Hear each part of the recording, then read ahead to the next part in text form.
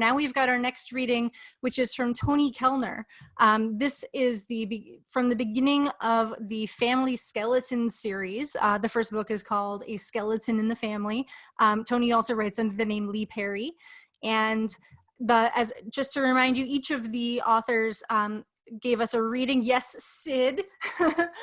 Each of the authors chose a piece of their writing that they wanted you to sort of have in mind and to be thinking about, that we will refer back to in our panel on talking about, how they think about world building. And so without further ado, I give you the beginning of Skeleton in the Family. And basically it's time for Sid. With the most urgent of the unpacking complete, I set up my laptop on the coffee table in the living room to make sure the internet connection was up and running, and ended up getting caught in a flurry of email. That meant I was concentrating on the screen and didn't see the door to the armoire behind me slowly drift open, and the noise of my typing masked the sound of movement as the skeletal figure emerged from the gaping blackness. Had the worn oriental carpet not muffled the footsteps, I would have heard the feet scraping against the floor as the creature stepped into the room, even though his feet were bare. In fact, they couldn't have been any more bare. Bare of clothing, bare of skin, bare of anything. There was only bleached white bone from head to toe, or rather from skull to phalanges. Like something out of a nightmare, the skeleton moved across the floor. It stepped toward my unprotected back, one fleshless arm reaching for me. But an instant before that mockery of a human hand touched my shoulder, I saw his reflection on my computer screen. "Sid, I'm working here." "How did you know?" the skeleton demanded. "How long have I known you?" I wasn't about to tell him about the reflection, or he'd think of a way around it next time. "Hey, can you blame me for wanting to jump your bones? Get it? Jump your bones?" "I got it the other 1,000 times you made that joke, Sid, and it hasn't been funny since the first time." I sent off the email I just finished typing and said, "So do I get a hug or what?" "I wasn't sure you'd care since you didn't even bother to come up to the attic to see me." "You weren't in the attic, were you?" "You didn't know that." "I suspected," I lied. Years back, my parents had bought the battered but sturdy armoire for Sid to use as an emergency hiding place for those times when he couldn't get upstairs to the attic without being seen. And my sister Deborah had installed locks inside and out so nobody could open it unexpectedly. In addition to hiding in there, Sid wasn't above using it for a spot of eavesdropping. His hearing was excellent despite his lack of ears. I went on. "I had to wait to make sure that the coast was clear, which is your fault since you're the one who wants to keep Madison from finding out about you." He sniffed as if to say he suspected I'd been stalling. It made no sense for a skeleton to sniff, but of course there wasn't anything about Sid that did make sense. When your best friend is a walking, talking human skeleton, you pretty much give up the expectation of logical explanations and just stick with the reality of his existence. If I'd been older when Sid rescued me, I'd probably have been traumatized for life. But as a 6-year-old, I'd still firmly believed in Santa Claus, the Easter Bunny, and the Tooth Fairy. Adding an ambulatory skeleton to my roster of childhood heroes wasn't that much of a stretch. Though later evidence had proven to me that those other guys weren't real, Sid was still a part of my life. I repeated, "Do I get a hug or not?" "I suppose," he said, but the hug was more sincere than his words. Hugging Sid is an unusual sensation. The closest thing I've ever felt to it was wrapping my arms around a really dried out Christmas tree so I could lug it out to the street. Sid didn't have that nice a scent, but then again, he didn't leave an annoying trail of pine needles either. "Did you lock the front door in case Madison comes back early?" Sid asked. "No, but I will." I did so. "Sid, are you sure you want to play it like this? I know Madison is ready to hear about you." Sid and I had agreed when Madison was born that it would be best if we waited to let them meet face to skull. It wasn't that he was overly terrifying in appearance. My father's great aunt Margaret, who used a pound of white face powder a week and dyed her hair to the darkness of a black hole, was much scarier. We just didn't want to rely on a child to keep the secret of Sid. But when Madison turned a mature 10, I was ready to introduce them during our annual visit to my parents. Sid vetoed it and had continued to do so. He said he didn't want to disturb the status quo, that it was too much to put on her, that Madison was too young, that Madison was too old. The reasons just kept on coming, and I'd reluctantly respected his wishes, even if I didn't understand them. That didn't mean I'd given up, of course. "Besides," I said, "it's going to be tough hiding you long-term without my parents to run interference if Madison hears anything suspicious from the attic. It'll be hard on you, too." "Don't worry about me, I'll be extra quiet." "But there's no reason to keep you secret. Madison is old enough to be trusted. Just wait until you get to know her." I'd like to, he said wistfully, but let's not pile too much on her at once. Making new friends and settling into a new high school is more than enough for a girl her age. She's used to changing schools, Sid. Though I wasn't proud of the fact that my employment record had meant she'd had to switch schools mid-year more than once, I was glad that she didn't seem to have suffered from it. She can handle— How was the move? Sid asked, firmly changing the subject. I sighed. He was one stubborn bag of bones. About the same as usual, except that the landlord tried to sniff me on the security deposit. Unfortunately, I had photos of the day we moved in and could prove that the stains in the carpet predated us. I did far too much experience with sneaky landlord tricks. Not that all landlords I'd had were bad. I still exchanged Christmas cards with a couple, but because of my job, Madison and I usually lived in college towns, and dealing with college students can make even the most hospitable landlord turn cynical. He finally said he'd emailed the deposit back, but when I pointed out that our lease said he had to pay on the day we moved out, he just happened to have a check in his pocket, which I cashed before leaving town just in case. Besides, I needed the money to pay the visa bill. Before I could return to the subject of introducing Sid to Madison, he asked, "Ready to start your new job?" You have no idea. I'd nearly given up on finding a teaching job for the fall. I thought I was all set for another year at the previous college, so being let go after writing up lessons plans for the summer session had caught me off guard. Weren't you on tenure track anyway? You sound like my beloved sister. Sorry. I waved it away. It's the same old story. They gave me 5 sections of freshman expository writing each semester with a textbook I hadn't worked with before and no assistant to help grade all those essays. And even though I got top marks from the students and peer review, they wanted to know why I hadn't published any papers while I was there. Apparently, because I had to sleep wasn't considered a legitimate excuse. That's insane. I have no brains at all, literally, and I can see that's insane. That's life in academia. Though I'd networked like crazy, I'd had no luck lining up a new job for the fall and had been filling in the gap by teaching high school students how to improve their SAT scores. Then one of McQuaid's instructors got an offer that was lucrative enough to make her leave on short notice. I'd exchanged small talk and business cards with the department chair at a campus function last year, which is why he'd called me. Since I was more than ready to leave that subject behind, I said, "Anyway, about Madison." But as if she'd heard my voice, I got a text from the 14-year-old herself, "On the way. Madison will be back soon. Are you sure?" But Sid was already heading for the stairs. "Come up tomorrow after work. I want to know how it goes." "Will do. You know, I think she's here." He zipped up the stairs and I zipped toward the door, but there was no Madison to be seen. He'd fooled me. Time was when I could see right through Sid, metaphorically as well as physically, but somehow my best friend was hiding something.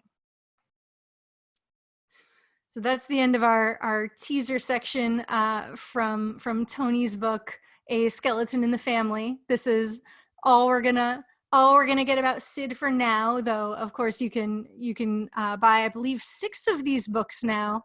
I think we're up to The Skeleton Stuffs a Stocking, which is book 6, that are available on Amazon, local booksellers. And then we've got one more reading before our next secret segment. We have one top secret segment before the panel. And that'll be, right after this one more reading. So this reading is from Charlaine Harris, who has already been on today. This is from the first of her Gunny Rose series. This one is not at the very beginning like the other 2 were. This one is about 5 chapters in, so early in the piece. But as you'll recall, we are choosing these readings. The authors chose these readings for us to be interesting world building moments so that we can talk about them in our panel, which is coming up. So with that, I give you the beginning of chapter 5 of the first Gunny Rose book, An Easy Death, from Charlaine. My visitors, a tall man and woman, were both tall and fair, though the woman was the taller of the 2. They stood when they realized I was coming to the cabin. I didn't look at them too closely because I wanted them to go away. Ignoring people never worked like that, though. "Lizbeth Rose?" I nodded. No point in denying it. The 2 seemed to expect me to say something, but I didn't. I waited. I didn't want to give them my words, much less my time. I was sure these were the 2 Grigori's army had talked about. I had made a mistake letting him mention my name to them. He'd seen them much sooner than I'd thought. I shouldn't have stopped at the grocery or my mom's. The man was the younger of the 2. He had a broad face with high cheekbones, a full mouth, long light brown hair pulled back in a braid. The tattoos on his neck were just barely visible inside his shirt collar. Over his shirt, he wore a vest with a score of pockets, a Grigori vest. They had herbs and spells inside the pockets I'd heard. The woman, somewhere in her late 30s, was a blonde. She was at least 6 feet, maybe more. I'd never seen a woman that tall. Her tattoos made his look modest. There were symbols on her face crawling up her cheeks. It made me wince to look at them. She wore a vest, too. Grigories, for sure. None of the magic users from the Holy Russian Empire liked to be called Grigories, though. They liked to be called wizards. I disliked them even more because the two wizards were clean and they didn't smell, and the Grigories looked rested. I was so tired my bones hurt. Finally, the tall woman said, "You're with the Tarkin crew?" "I was until a few days ago," I said. "You quit?" She tried to sound like she cared. "The Tarkin crew quit living, all but me." I was surprised they didn't know. Could be they hadn't talked to Army long enough. The Grigories glanced at each other, a little taken aback, but not for more than a second. "We need to talk to you," the woman said. Maybe the man was looking a little harder because he finally spoke. "We could come back in the morning," he said, his voice quiet and even. She half turned to him to say something, and he made a little hand gesture. She shut up. She wasn't used to taking hints. She was the boss. "Any time is better than now, but most likely, I won't do whatever it is you want," I said. "Why?" She just couldn't stop herself. "I picked the simplest reason." "I don't want to have nothing to do with you," I said. My mother would have given me the evil eye for bad grammar, but she wasn't there and I was out of civil. The woman opened her mouth again, but the younger man, he was maybe 5 years older than me, made a stop gesture with some force behind it. He must have to quiet her a lot. "Tomorrow," he said, "in the morning. We'll be back then." The two of them left, passing me on the narrow path, not getting too close. Smart. At last, I was able to go in my own place and shut my own door, and I locked it. I needed to clean myself, but I'd run out of energy and will. I turned the faucet to find the water was running, so I washed my face and arms and took off my shoes before I fell onto the bed. If anyone else came by or knocked on the door, I didn't know about it. I didn't dream that I remember. Next morning, I woke up looking forward, not back at the catastrophe on the road to Corbin. I was still alive. I had to plan what I'd do next. I had to make my living. I showered, scrubbing top to bottom. I fired up the wood stove. It was one of the last times I'd use it. When the weather got hot, I cooked outside as much as I could. I made myself a big meal, cantaloupe, oatmeal, bacon. I felt much better after that, much. I was feeling dandy as I scrubbed the dishes, but then I had one of the black moments when grief stabbed me unexpectedly. I had to fight back. Tarkin, Martin, and Galilee were gone, but with honor. I had to be strong all by myself. I made myself look out the window at the piece of the hillside. The vireo was in a bush nearby, and it was full of bird conversation. I took a deep breath in and out and returned to my job. As I scrubbed the dishes, I began singing a cowboy song about beautiful women, loyal men, and plains covered with flowers. My scratchy voice wouldn't bother anyone, least of all the vireo. The little houses down the slope, they weren't real close, and this time of day they'd be empty, except for Chrissy with her two littlest ones. I'd realized it had to be Monday. The other grown-ups were at work, kids were at school with my mother if they were old enough. In Segundo, Mexia, everyone has something to do. I'd stopped school at 16 and a half, which was a little old to still be in a classroom. With Mom being my teacher, she'd wanted to pass along as much knowledge as she could. It had been hard to come by, since in the middle of her teacher training when she'd been 15, she'd come up with me. My grandparents had watched me while Mom rode the bus to Little Bend to finish up. That bus hasn't run in the past 5 years, but then it ran to the larger town and back daily. Grandma and Grandpa had died when I was 6, and my memories of them were sketchy. Worn, lined faces, kind voices, stern discipline. The influenza had taken them, but they'd left behind a daughter who could support herself and her child. My mom was a good teacher and a good mother. She did not believe that ignorance was bliss. She believed just the opposite. A lot of people didn't want to talk about the past because it was painful, but Mom thought I should know how things got to be the way they were.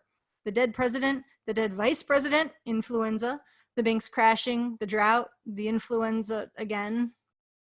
The population dropped, the government could not protect itself, and other countries grabbed pieces of America. USA got big bites taken out of it, from the north by Canada, from the south by Mexico, and from the west by the Holy Russian Empire, where the Russian Tsar settled when he fled his own country. To the east, the 13 original colonies, all but Georgia, voted to form a bond with England to keep from becoming part of Canada. They picked the name Britannia. The southern states banded together as Dixie. Georgia went with them. She'd been pointing out the new countries on the map. "So what about us?" I'd asked, looking at the old map.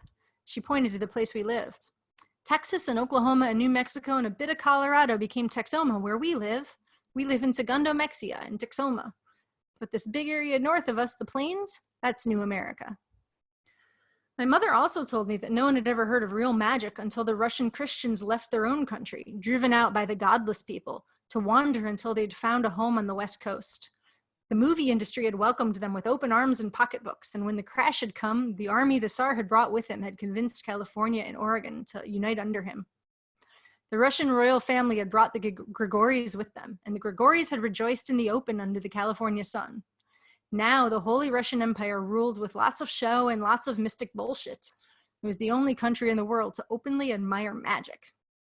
And now there are all kinds of scum with a little bit of ability traveling around, putting on magic shows for the kiddies and selling spells. And one of them spelled my mom to hold still long enough to beget me, was what I was thinking as my mother told me about the map. I figure maybe Mom was thinking about the same topic. The mistake one particular Grigori scum had made was coming back to this area a second time. I smiled remembering that. But my happy minute was interrupted by a look at the door. I dried my hands and reached for a gun. I opened the door real quick and stepped to the side.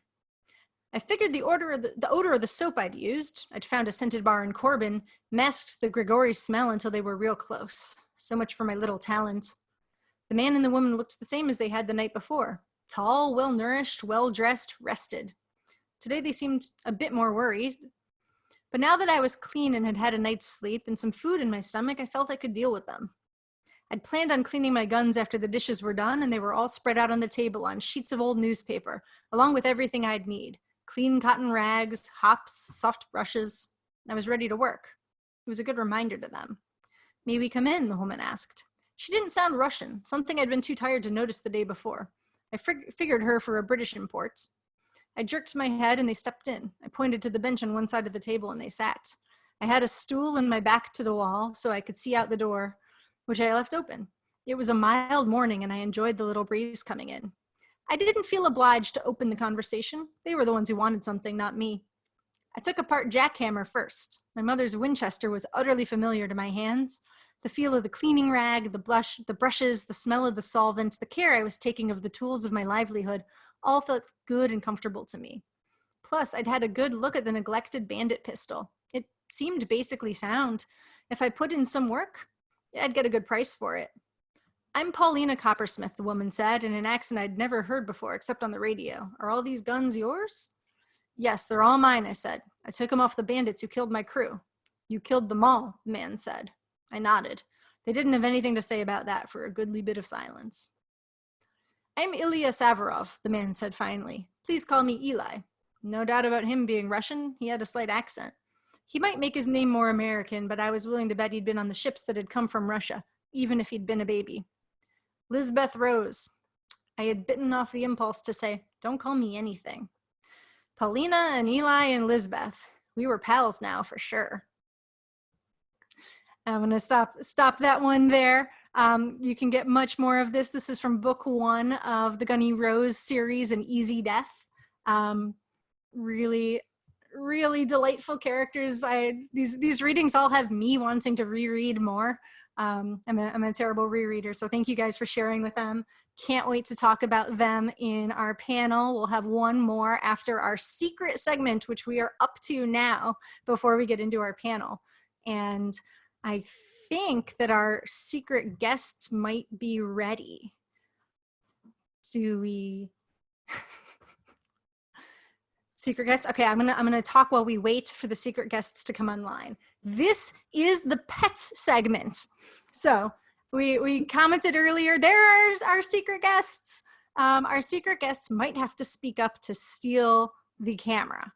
So I'm gonna talk until our secret guests speak for themselves, but we had the idea that not only, did we see Charlaine's dog walk behind earlier, but one of the coolest things about doing a virtual conversation is that you can meet people's pets, and we all have these little creatures who inhabit our world. Alpacas will be here soon. Here we go.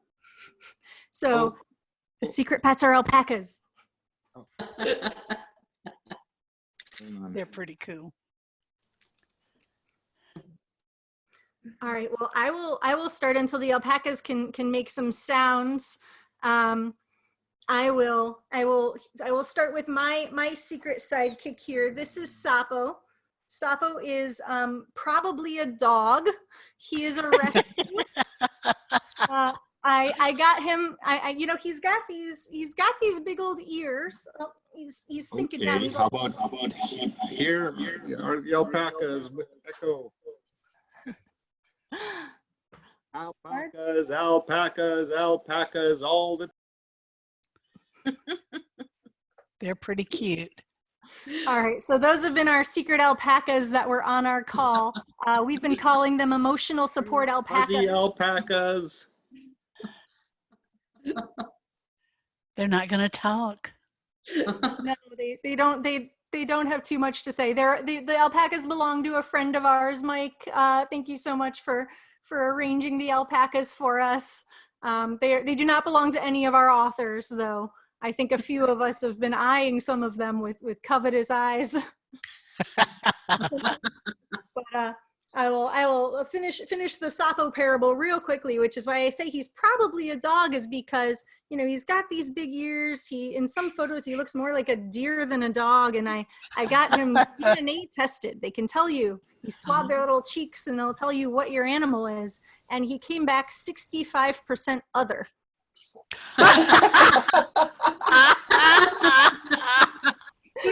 But he's a loving companion despite his question of what we ask him often, who turned you into a dog? All right, now it looks like we've got some other pets ready to go. So as soon as you start talking, you get the view. So someone talk with who wants to go next? Maybe Dana? I will. This is Kaylee. She is definitely a cat, possibly Puma. She is not eager to stick around, so I'm going to let her go. Okay, bring a dog. And her sister is Zoe, and they are named for the Firefly characters. I'm going to try to get Zoe to. Okay. I've got Abigail.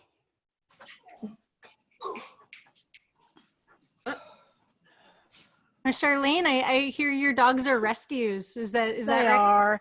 This is Abigail. We got her out of the pound, and we've had her about 5 years or so. And she's mostly corgi, sort of. And I will let her down. And this is Colt.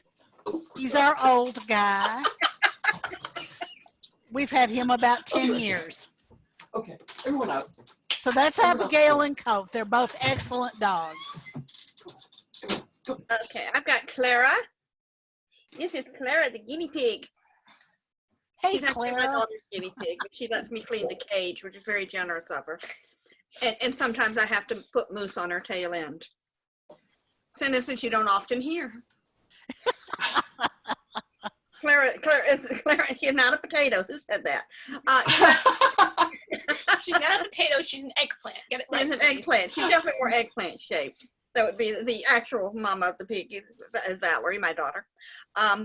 Clara's 7 years old, and she's actually a rescue guinea pig. There's actually a lot of guinea pigs who need rescuing. Sometimes you get guinea pig hoarders and stuff, and they just fill up the various filters. Mm-hmm. But we got her when she was just a baby, and she just about turned 7. Say, hey, Clara. Yeah, she doesn't say much. She's kind of like a tribble with feet. So cute. All right, Patty, I think we mentioned that you might have who's that behind you? So my horses are a little hard to bring in the house. I do have a dog and 2 cats too. I saw somebody on the chat was asking about my daughter Savannah. My daughter has her own house now and moved out with a Savannah, and although I really miss the Savannah cat, my life is much simpler without him. But for your enjoyment, some of you may have noticed a sword over my shoulder right up here. This is my house horse. He's a carousel horse carved by my friend Ed Roth. If you want to look at his website, it's A&E Sculpting. And he's painted by Lisa Liepman. And I think he's the most beautiful carousel horse that I have ever seen. And I'm super stoked that I have him in my house. My husband was one of those people who really loved art and liked to support artists. And he could find people who could do very different things. And so he's responsible for finding this carousel horse. And since he carved it for us, Ed and his wife, Adriana, have become our very, very good friends.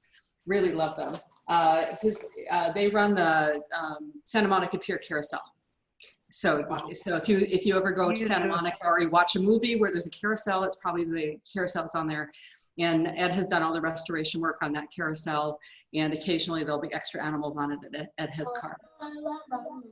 Oh, that's beautiful, Patty. I know your other horses are not as easy to show as this one, but maybe you could tell us a little bit about them. I know you have how many again? I have a roughly 30 horses. I try not to think too much about it or it'll scare me. I raise Arabian horses. And it's funny how the numbers creep up. So I have our riding horses. I have my old horses that have, I have 3 or 4 old horses and a couple rescues. And then I have our show horses, the horses that we take out and show under saddle. My daughter rides in the shows, and my friend Joan's daughter rides in the shows. We have one mare that my friend Joan's daughter took and won 4 national championships at Canadian Nationals in a reserve at Canadian Nationals last year. And that was our first national show. We were all kind of starstruck. It was pretty cool. Now, is that English? Like, is that show jumping, or what sort of show? So what we show her in is something called Sport Horse, which is designed to show the horses, the working English horses. So we have working Western, which is like cutting and reining and things like that. And working English, these are the horses that you would take out hunting or show hack or things like that. So she won, they have in-hand classes for this. So this is judging the horses structurally on how good they can move. What their conformation is, how good they can move. And she won 3 of the 4 classes she was eligible to show in hand. And then she won under saddle. She won the class of 24 horses with Sport Horse under saddle, and that's with English saddles. And I know this sounds like the whole world of show horse is really weird, and it's different for each breed. The quarter horses do things differently than the Arabs do, and the open shows do something different than everybody else does. But it's really fun. We have so much fun doing it. I have to say, I see that someone said this in the chat, hence the Arabians in Alpha and Omega. And I have to say, reading that series, I had the same thought. I grew up in Ohio showing horses, actually. I live in New York City now, so I do not have horses. There's no room for them. But when I was reading Alpha and Omega, I was thinking, oh, she has horses. I've had my whole life. The Mercy Thompson series was actually the first series I ever wrote that didn't have horses as a main character. And I kind of did that deliberately because I don't want people to think that, that my main characters are me. And so I backed off the horses quite a bit. Someday I'm going to write my book for teenagers, all about horses, with a teenage girl and her horse, and it'll be really fun for me. And hopefully somebody will read it, but not yet. I remember the Saddle Club. Like, I was all about the Saddle Club. Like, those were books for teenage girls about horses. Like, there is a market. Yes. I'm not a teenager anymore, but the market. Well, yeah, and it's just that I have so much fun writing the Mercy books and the Alpha and Omega books. It's taking time out to write it. But so Dead Heat was my nod to the Arabian horse industry, and I think, okay, so we're going to talk about world building a little bit later. I will say that I made a mistake in it because horses are like magic. If your story doesn't center around it, it's really hard to use them as a background. And none of the plot turned on the horses. So the horse scenes came out awkwardly. And I knew that there was a problem, and I fought it all the way through the book. But at some point in time, you have to call the book done, and you turn it into the publisher. And I got it back, and it was all done. And I'm like, oh, that's the problem. I should have, if I'm going to use the horses, they have to use the horses.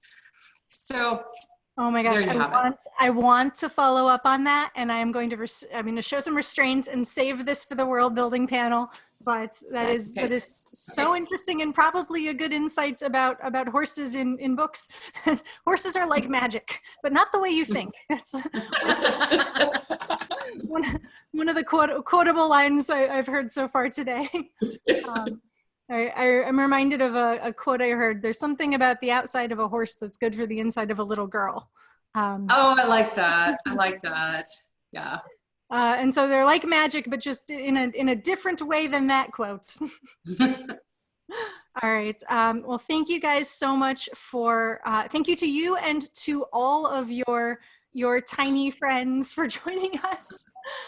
We've got one more reading before we get into the panel, which Dina Cameron has been kind enough to send us. This is another intro of one of their series. So you'll notice we're focusing on intros, and in Charlaine's case, it came a little bit later. And really, you know, what we've chosen here is kind of cool world building moments. So they often come at the beginnings of books or beginnings of second or third books or short stories. And so with this one, so Dina Cameron had sent us this book. The name of the book is 7 Kinds of Hell. This is the beginning of her Fangborn series. And there is, I believe there's actually a sale on this series going on Amazon right now. So if you, this one in particular, if you would like to get into it, the first book, at least, I think actually the other 2 also are on sale for $1. So this is a heck of a deal and a great series. And good to head into it. All right. So with that, I give you the beginning of the Fangborn, 7 Kinds of Hell. I was sorting a box of objects in the Museum of Salen's accession office when the call came. My mother was dying. I knew this day was coming, had known for months, but the news hit me like a freight train all the same. Numbly, I saved the work file, turned off the computer, pocketed my pen, phone, and the antique clay figurine I'd been working on, locked the empty artifact box in the cabinet, dug my keys from my bag. The drive across town to the hospital seemed to take forever.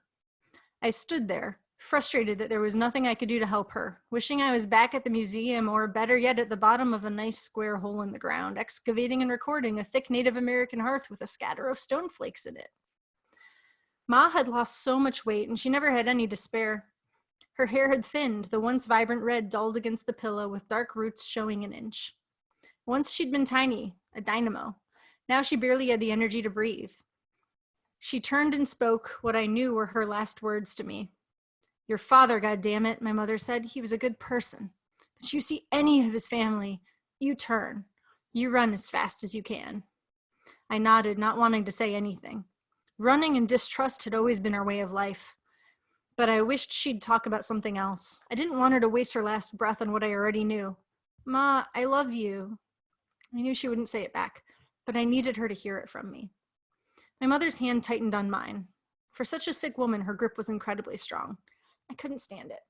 I knew she'd been hoarding the breath for this final set of instructions. It wasn't long now. Promise me, you see them coming, you'll run like hell. I promise, Ma. I kept swallowing so I wouldn't cry. I didn't want to worry her. We knew this was coming. I talked to Ian at work and let him know about you, that I might have to move. He put me on lab and office work, so I don't have any field projects outstanding for him. I brushed my eyes.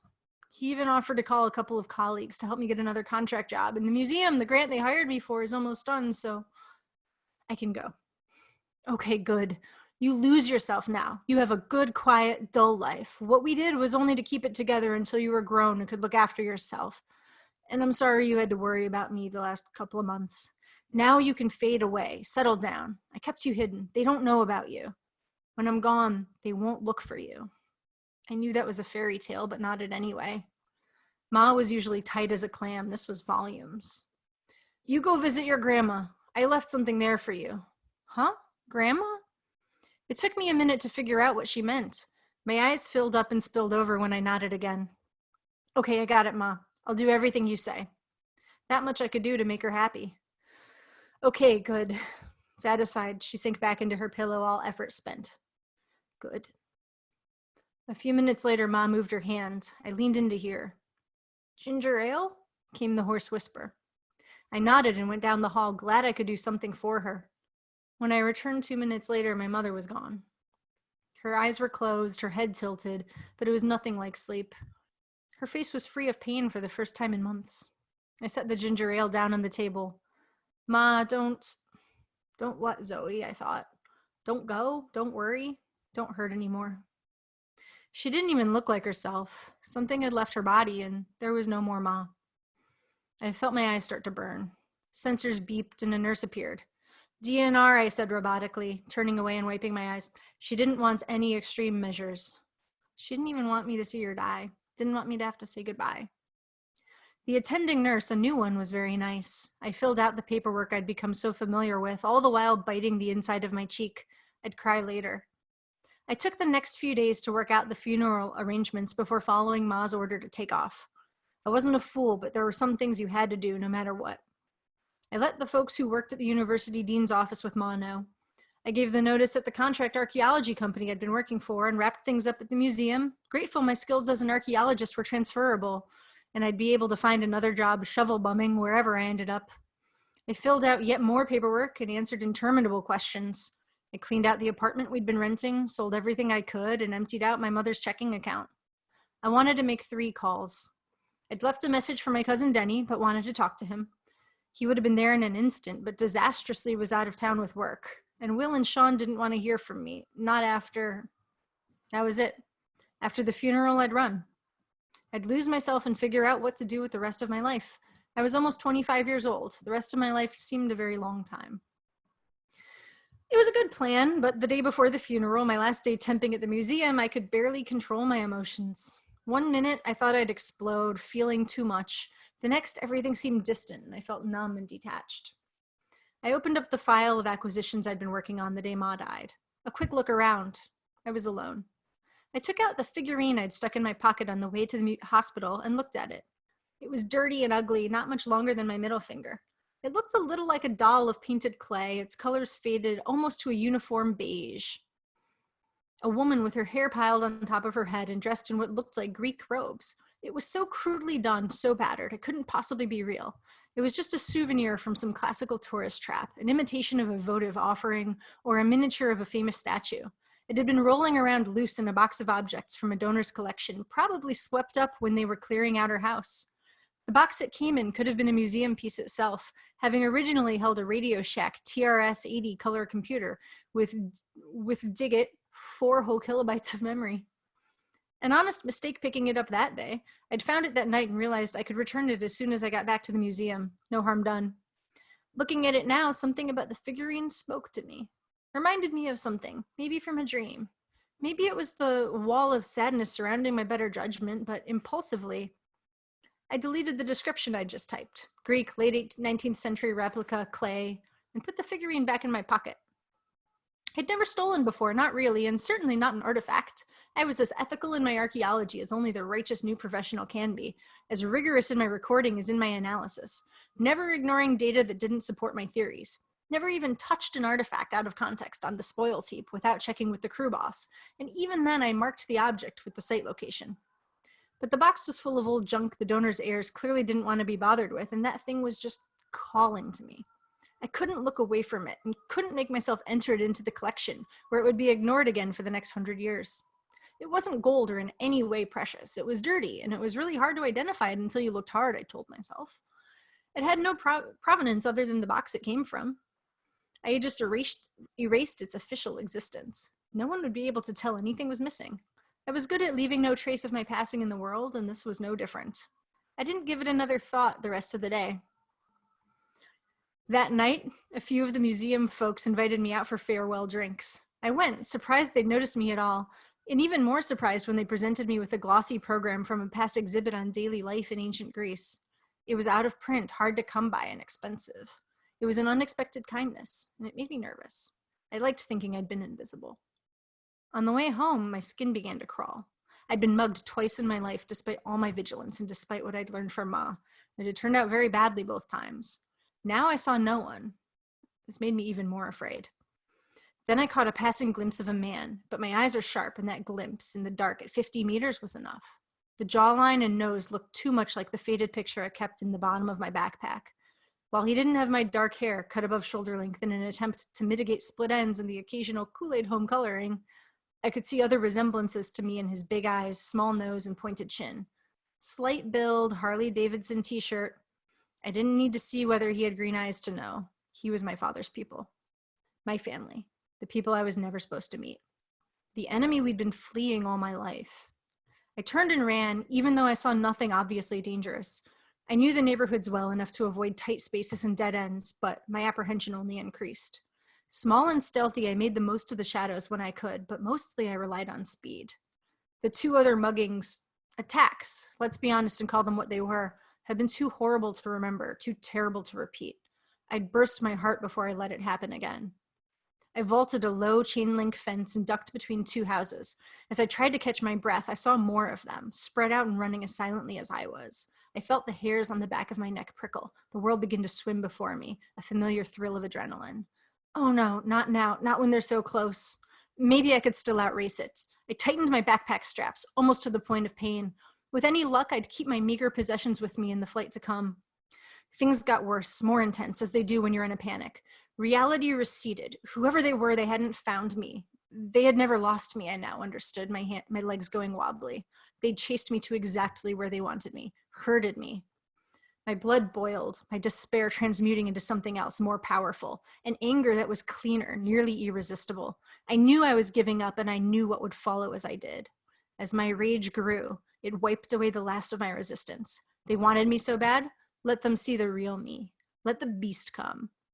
Footsteps behind me, ahead of me. Shadows from a streetlight showed familiar profiles, features similar to those I saw in the mirror.